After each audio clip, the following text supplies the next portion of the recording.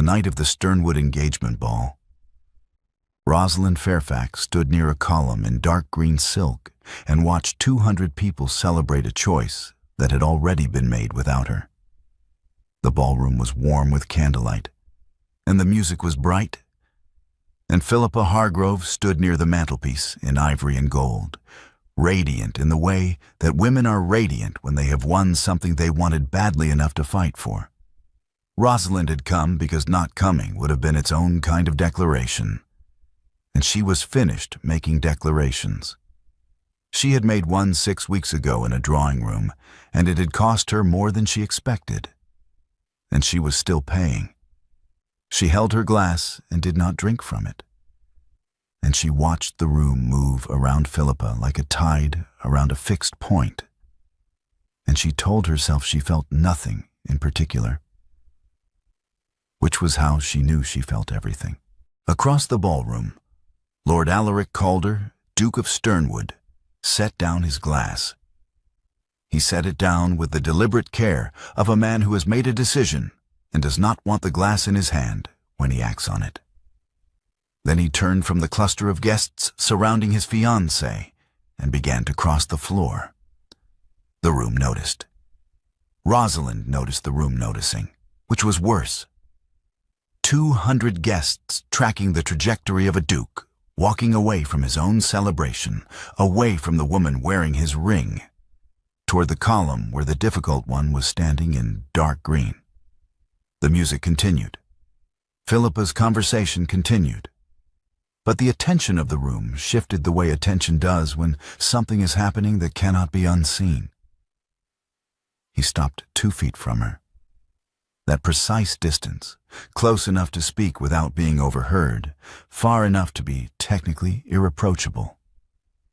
He had always known exactly where the lines were drawn. "Dance with me," Alaric said. Alaric, Rosalind looked at him steadily. His face was composed, but there was something beneath the composure that she recognized from 2 years of arguing with him at midnight in a library. The expression of a man who has run out of constructed things to say and is left with only the true one. "That would be unwise," Rosalind said. "I know," Alaric said. He did not move away. Lady Trentham's drawing room, on a Wednesday afternoon in early spring, was the kind of room that had been arranged to suggest ease while providing none. The furniture was beautiful and slightly too formal, and the light came through tall windows in the manner of light that has been approved of. From the adjoining room, through a half-open door, came the sounds of the trousseau. Laughter, the rustle of fabric, the particular brightness of women gathered around a future. Rosalind stood by the far window with a cup of tea she had not tasted. She had been standing there for 11 minutes. She knew because the clock on the mantelpiece had a particularly clear chime, and she had been counting. The door opened. Philippa Hargrove entered and closed it behind her with the precision of a woman who has rehearsed the moment. She was wearing the sapphire earrings. Rosalind registered this before she registered anything else. The earrings Alaric had given her, catching the afternoon light, brilliant and deliberate against ivory silk with gold thread at the collar. Philippa had dressed for this conversation. "I want you to know," Philippa said, "that he chose me. Whatever those evenings in libraries meant to you, whatever you believed was happening between you, he chose me." Rosalind set down the tea. She set it down carefully, on the exact center of the saucer, and when she looked up, her face was entirely composed. "He chose you because you were easier," Rosalind said. Philippa's smile held for 2 seconds. It was a very good smile, the kind built through years of practice in rooms exactly like this one. Then something shifted behind it, a tightening at the jaw that the smile could not quite conceal. "That is cruel," Philippa said. "That is accurate," Rosalind said. He proposed to you because you never once asked him to be better than he already is. You are the path of least resistance, Philippa.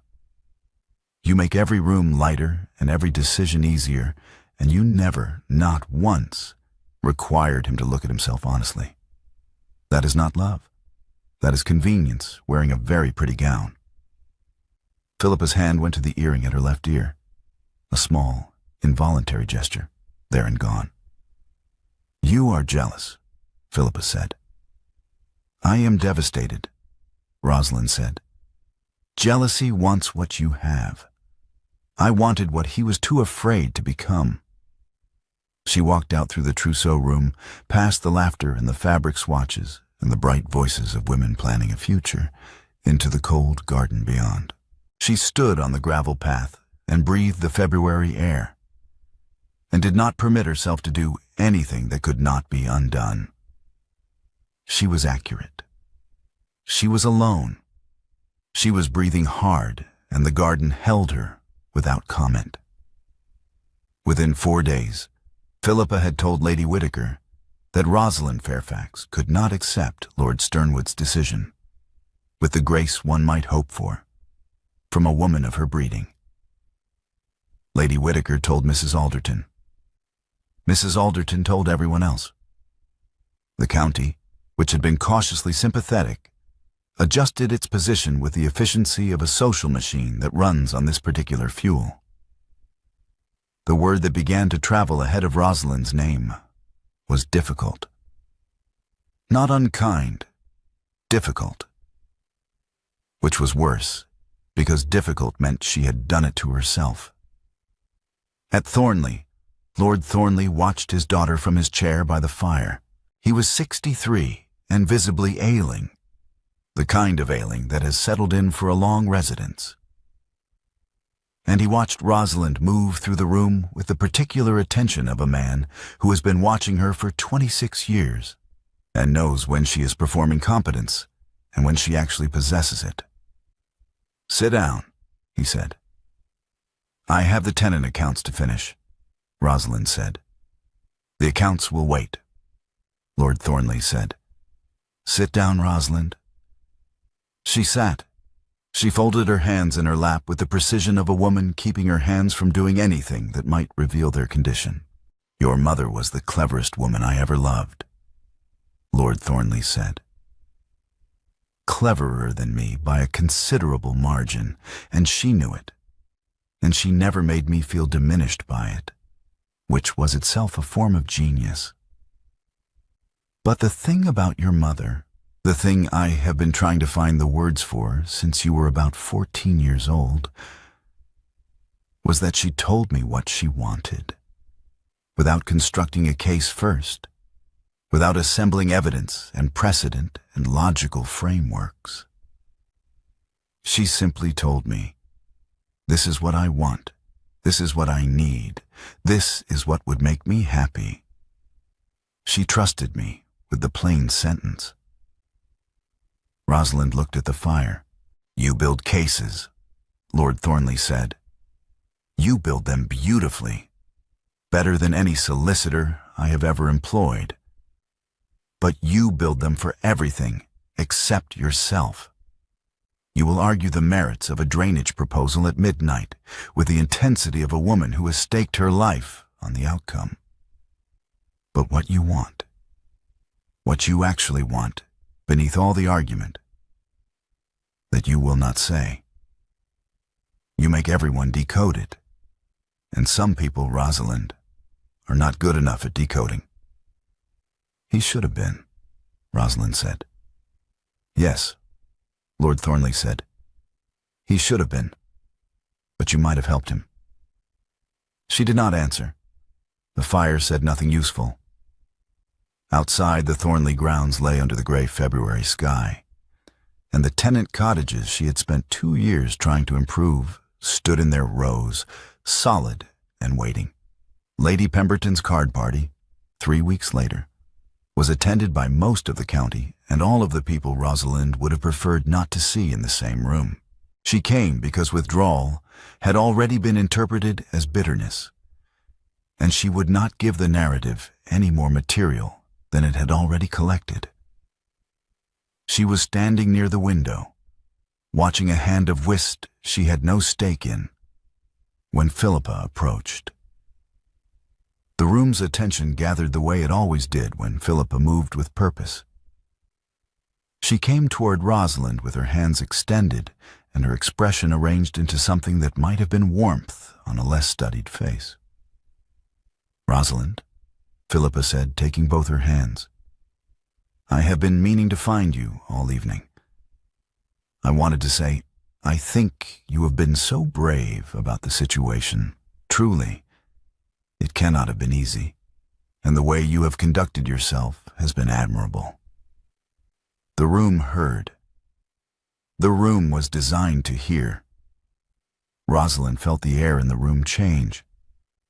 A subtle adjustment, like a barometer reading shifting 1 degree. The county's sympathy, which had been tentatively neutral, tilted. She was no longer the wronged party. She was the one who needed to be complimented on her bravery. She was the one who had not moved on. "Thank you, Philippa," Rosalind said.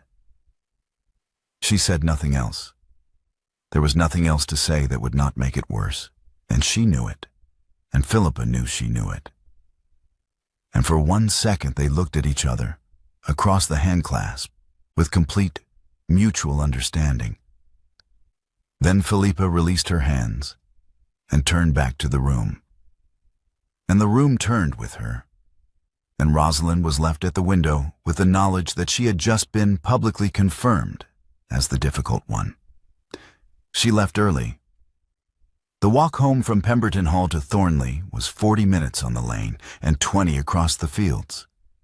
And she walked the fields, alone in the dark, because she needed the ground under her feet and the cold on her face and the absence of anyone watching her conduct herself with grace. Mrs. Louisa Carr had been Rosalind's godmother for 26 years and had the particular advantage of a woman who has watched someone since childhood. She knew exactly which performances to dismantle and exactly when to dismantle them.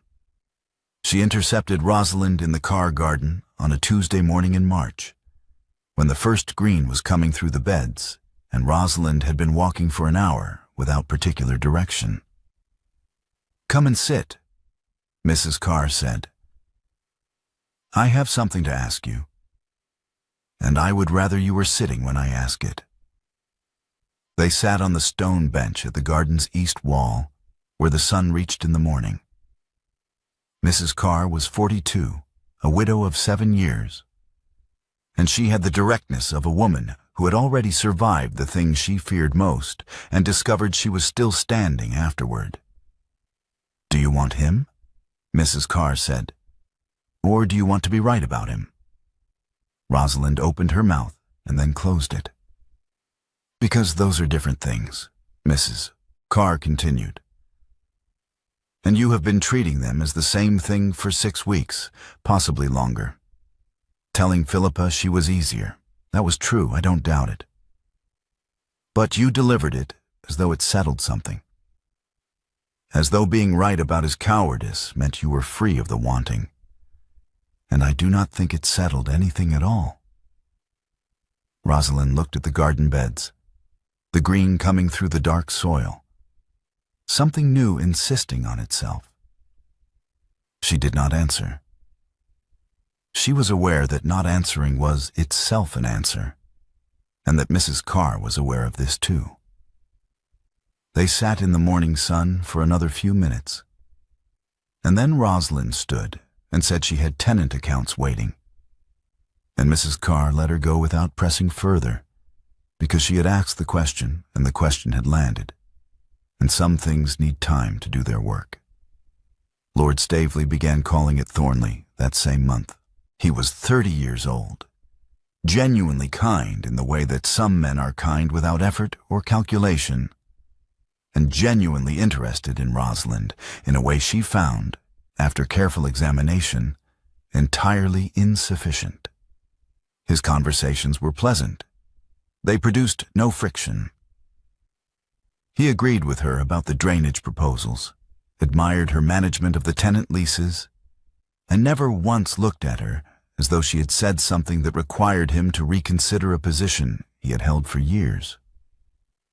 He was comfortable to be with, and being comfortable with him felt like looking at her next 20 years laid out in orderly sequence, admired, respected, known only so far as she chose to be known, which was not far at all.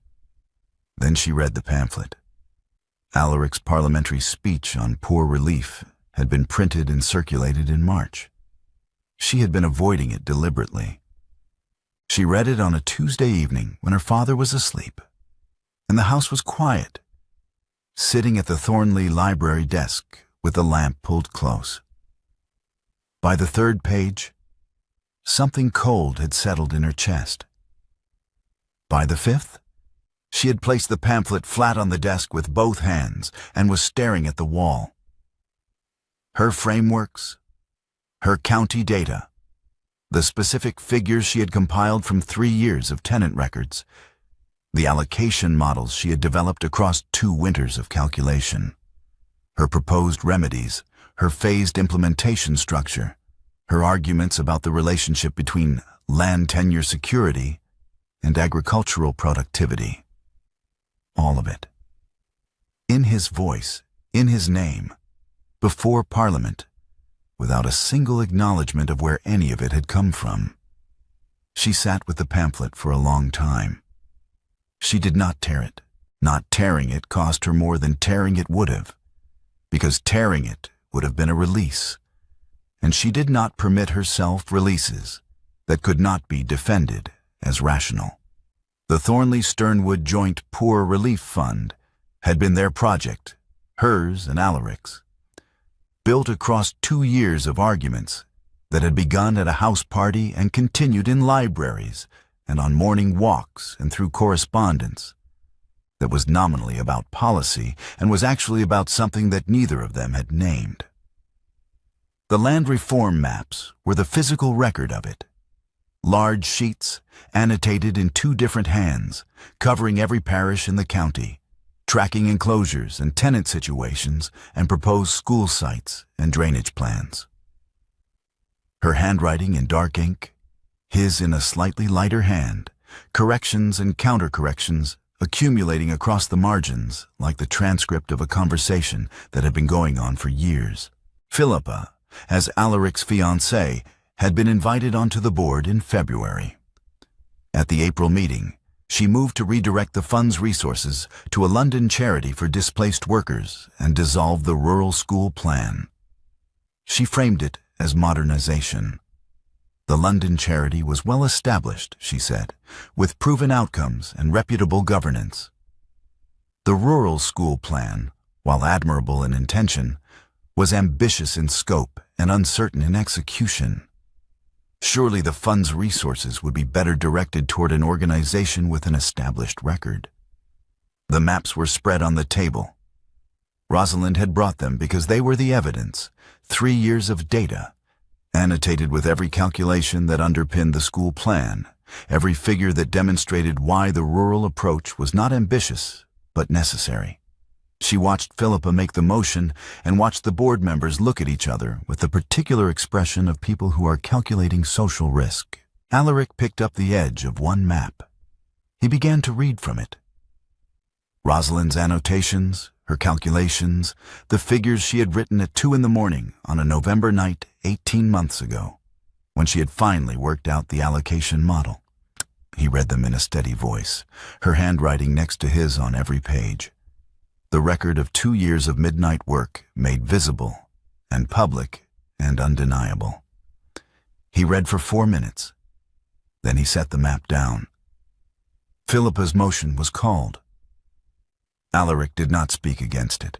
He did not speak for it. He sat with his hands flat on the table and his face composed, and he said nothing at all. And his silence was the blow.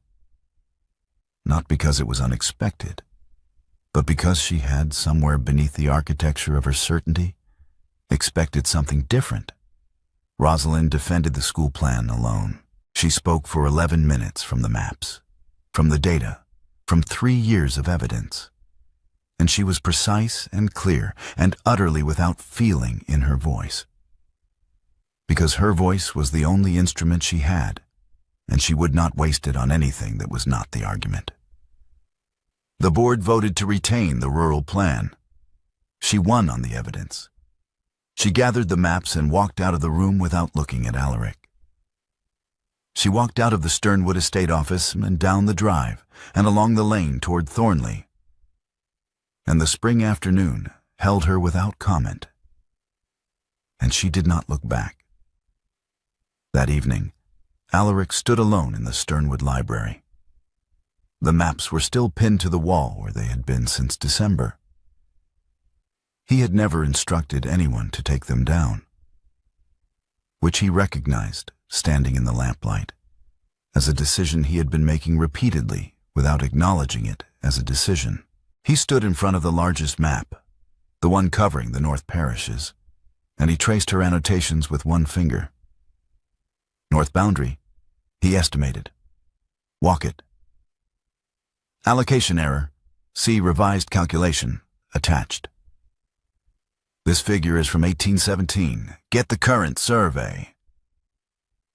He is wrong about the drainage. See car estate comparison. Her handwriting was precise and slightly impatient. The handwriting of a woman who wrote quickly because her mind moved faster than the pen. He traced one correction, then another. He found the entry he had been looking for, without knowing he was looking for it. A marginal note in the upper right corner of the North Parish map, dated 18 months ago. He estimated from the terrace. Walk the boundary. The measurement is wrong by 40 yards, and it matters. He stood at the wall for a long time. These maps were the only honest record of any relationship he had conducted in this house. Every other conversation he had in these rooms was performed to some degree. The Duke's composure, the Duke's certainty, the Duke's considered opinion on matters of policy and estate management. But the maps were different. The maps were what happened when he and Rosalind Fairfax argued past the point where performance was possible. When the hour was too late and the problem too specific, and the only thing that worked was honest thought meeting, honest thought across a table. He had proposed to Philippa 3 weeks after the North Boundary conversation. He had not examined that timing until this moment. The following afternoon, Philippa called on Rosalind at Thornley. She arrived with the warm concern of a woman who has decided that magnanimity is the most powerful position available to her. She sat in the Thornley drawing room, with her hands folded in her lap, and her expression arranged into something genuinely sympathetic, or near enough to genuine, that the distinction required close attention. "I have been thinking about you," Philippa said. "I know yesterday was difficult. The board meeting, it cannot have been comfortable." "I managed," Rosalind said. "Lord Staveley has asked after you twice," Philippa said. "I thought you should know. He is a good man, Rosalind. He would be patient with you, and it would do you good to be seen with someone. To let the county see that you are moving forward. It would help. I think you know it would help." Rosalind looked at her. The afternoon light was coming through the Thornley drawing-room windows, the same light that had come through Lady Trentham's windows 6 weeks ago. And Philippa's face was the same face, and the earrings were the same earrings. "Stop managing my loneliness," Rosalind said. "You are not that generous, and I am not that broken. Lord Staveley is a kind man who wants an uncomplicated wife, and I am not that either. And we would both know it within a fortnight. I do not need a consolation suitor, Philippa. I need you to stop pretending this is kindness." Philippa stood. Her composure was intact, perfectly, completely intact. But her hands were slightly too still, held at her sides with a deliberate quiet that was not quite natural. "I am trying to help," Philippa said. "You are trying to close the chapter," Rosalind said. "There is a difference." Philippa left. The drawing room was quiet. Rosalind sat in it for a long time, listening to the clock. That same evening, Philippa sat beside Alaric in the Sternwood drawing room and asked him what he thought about at midnight. "The canal bill," Alaric said. "The third reading is in May, and I'm not satisfied with the amendment language." "You work too hard," Philippa said. And she covered his hand with hers, and she smiled at him with the warmth that had always been genuine. He had never doubted that it was genuine. And he smiled back, because he had never given her a reason not to believe him. Later, after the house was quiet, he went to the library. He stood at the maps, her handwriting at midnight, the same hour, the same room, the annotations accumulating across the margins. He estimated. Walk it. He read every note she had left in the Upper North Parish map, then moved to the central parishes, then the southern boundary. Her mind in his library. The argument continuing on the wall long after she had gone home. He understood, standing there at midnight, with the lamp turned low, that it had never been the canal bill. She came back to the Sternwood library on a Thursday evening, 3 days before the ball. She had left a book in December, a survey of enclosure law she had borrowed and forgotten to return. And she came to retrieve it because she needed it for the school plan documentation and because she had decided that needing the book was a sufficient reason, and she would not examine it further. She let herself in through the side entrance, which the housekeeper had always permitted, and walked the familiar corridor to the library door. She opened it and found Alaric standing at the map wall. He was facing the maps, his back to the door, his right hand raised and tracing one of her annotations with his finger. The same gesture she had not witnessed, but that he had been making for weeks. He did not turn when the door opened. Perhaps he thought it was the housekeeper. Perhaps he had reached the stage where he no longer cared. Rosalind stood in the doorway. She did not announce herself. She read her own handwriting over his shoulder, the North Parish map, the corrections in dark ink, the marginal note about the boundary estimate. She could see exactly where his finger rested. She crossed the room quietly and stood behind him, close enough to read the annotations over his shoulder without touching him. Her breathing slowed, his breathing slowed. Neither of them spoke. Then she reached past him, her arm beside his, the length of one sentence, and pointed to a figure in the lower right corner of the map. "That allocation was wrong," Rosalind said. "I wrote it at 2 a.m. in November, and I miscalculated the per-household figure. I corrected it the following week. The corrected version is in the folder on the left shelf." Her arm was beside his for the length of those 2 sentences. Then she withdrew it. She crossed to the left shelf, found the folder, found the book she had come for, which was beside the folder and which she had known, if she was honest, was approximately where it would be. She picked up the book. She had touched the map before she touched the book. She was aware of this. She left without looking back, and the corridor was cold, and her hands were entirely steady, which cost her something she did not quantify. 3 days later, at the Sternwood engagement ball, Alaric set down his glass and crossed the floor toward her and said, "Dance with me." And she said, "That would be unwise." And he said, "I know," and did not move away. And the story had arrived at the place where it began. Later that evening, when the celebration was at its height and the ballroom was loud with music and champagne and the particular brightness of 200 people performing enjoyment, Rosalind slipped away from the column and the crowd and the careful performance of her own composure. She went to the library. She told herself she had gone to return the book she had borrowed on Thursday. She set it on the shelf. Then she stood at the map table, because the maps were there, and she could not stand at them. The library held her the way it always had. The particular silence of a room built for serious thought, the lamplight, the smell of paper and ink and old wood. She heard the celebration below as a muffled brightness, entirely separate from this room and everything in it. The door opened. "You are in my library," Alaric said. "I am returning the book I borrowed in December," Rosalind said, without turning. "Your steward should have taken these maps down before the celebration. Your fiancé's guests do not need to see your handwriting next to mine on every parish boundary in the county. I told him to leave them." She turned then.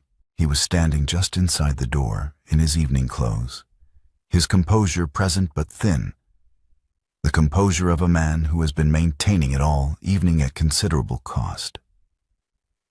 "Why?" Rosalind asked. "Because they are the most honest thing in this house," Alaric said. She looked at him steadily. She had spent 6 weeks telling herself she felt nothing in particular, and standing in this room looking at his face, she understood that she had been lying to herself with her customary precision. "Philippa asked me what I think about at midnight," Alaric said. "I told her the canal bill." "And she believed you," Rosalind said. "She had no reason not to. I have never given her a reason not to believe me, not once, not in any particular. That is the problem. She trusts a man who does not exist." "The man who exists," Rosalind said, "has been in this room for 2 years." "Yes." He moved to the map table, not toward her, to the table, to the maps, standing on the opposite side so the annotated sheets were between them. "And the woman who exists in this room never once said what she wanted. She argued about drainage. She corrected my Latin at 2 in the morning. She found the error in my north boundary calculation and wrote, 'He estimated, walk it,' in the margin, and then walked home without saying anything else. She made herself indispensable to my thinking and invisible to my life, and when I was too afraid to reach for her, she told Philippa the truth and called it courage." "It was the truth," Rosalind said. "It was half the truth." His voice was not loud.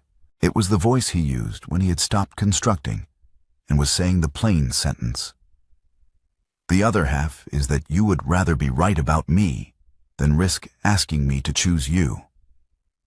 You would rather say he chose easier than say I wanted him to choose me. Because wanting, saying that plainly, without argument, without the case built first, is the one thing you cannot do without losing the control you have built your entire life on." She gripped the edge of the map table. The maps were under her hands.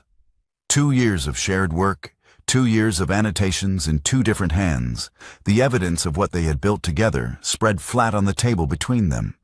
"You are describing what I did," Rosalind said. "You are not describing what you did. You proposed to another woman because she would not ask you to be anything more than a duke in a drawing room. You chose the woman who let you be small, Alaric. You chose the woman who would never write, 'He estimated, walk it,' in the margin of your map, because being corrected by someone who loves you is the thing you could not bear." "Yes," he said. "Then do not stand in your library and speak to me about fortresses. You built one too. Yours was made of a charming woman and a comfortable engagement and the certainty that no one would look underneath and find that you had been estimating from the terrace your entire life." He said quietly, "Yes." And then, "And your voice is the thing that reaches underneath.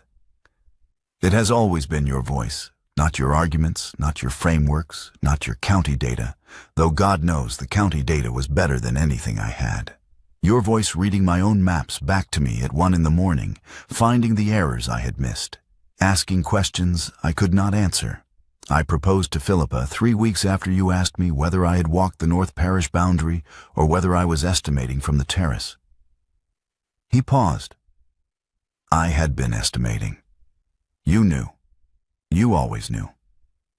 And I could not bear being known that well by someone I had not earned the right to be known by. The room was quiet. Below, the music continued. Rosalind released the edge of the table. She looked at the maps, her handwriting next to his. 2 years of honest work, the only honest thing in this house, he had said. And he was right. And she had known it before he said it. I wanted you to choose me, Rosalind said. She said it without construction, without argument, without the architecture of a woman who has spent 26 years building cases for everything except herself. 6 words, plain and undefended. I wanted it at the house party when you caught my elbow on the path and held it for 3 steps while I kept talking about enclosure law, as though the talking could cover what the 3 steps meant. I wanted it every night in this room. I wanted it when you brought me coffee at 1:30 because you had noticed my cup was empty and you said nothing about noticing. You simply brought it. I could not say it because saying it meant that being unchosen would destroy me. And I have spent my entire life constructing a self that cannot be destroyed. He had gone very still in the way that people go still when something has reached them that no defense was built to stop. I choose you, Alaric said.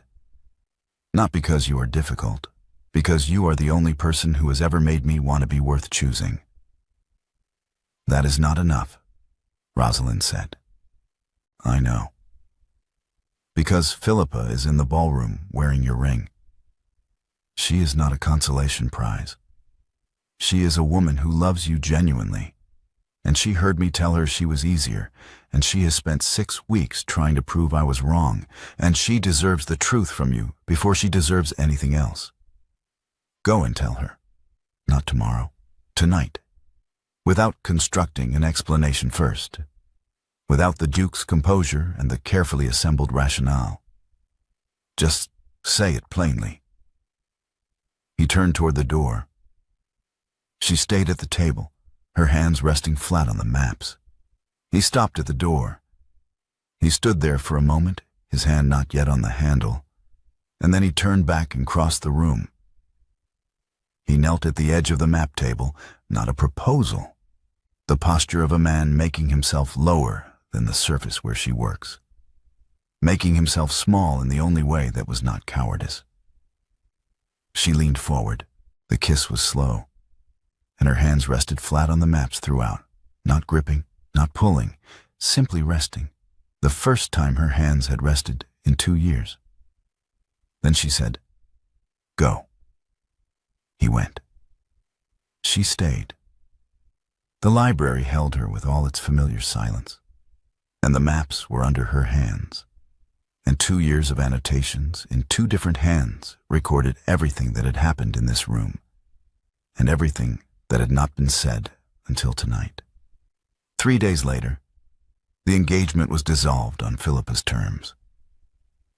She required Alaric to write the letter to the Times himself, to settle income on her, and to acknowledge that the dissolution was his failure. Not a mutual decision, not a change of circumstances, but his failure specifically. He wrote the letter in a single draft, without revision, and he sent it before he permitted himself to think about what came next. Philippa told Rosalind in a letter that she would not be the woman who was jilted.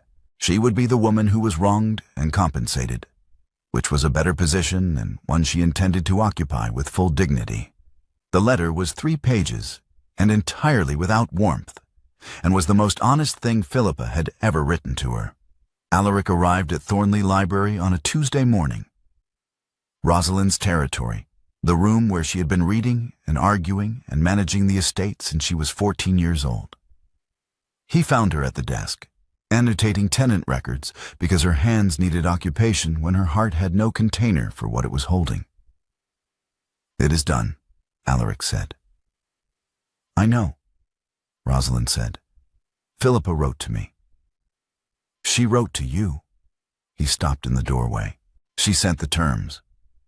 She told me that if I forgive you too quickly, she will never speak to me again." Rosalind set down her pen. "She told me I was right about easier. She did not enjoy writing that line. I could tell from the pressure of the pen." "What did you say?" "In your reply." "I told her I've never done anything quickly in my life," Rosalind said. "She will know what that means."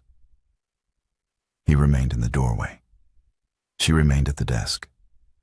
The Thornley Library held them both, with its familiar smell of old paper and the particular light of a room that faces east and catches the morning. "I will argue with your steward," Rosalind said. "I will rewrite your speeches when the logic is lazy. And your logic is frequently lazy in the first draft, you know it is.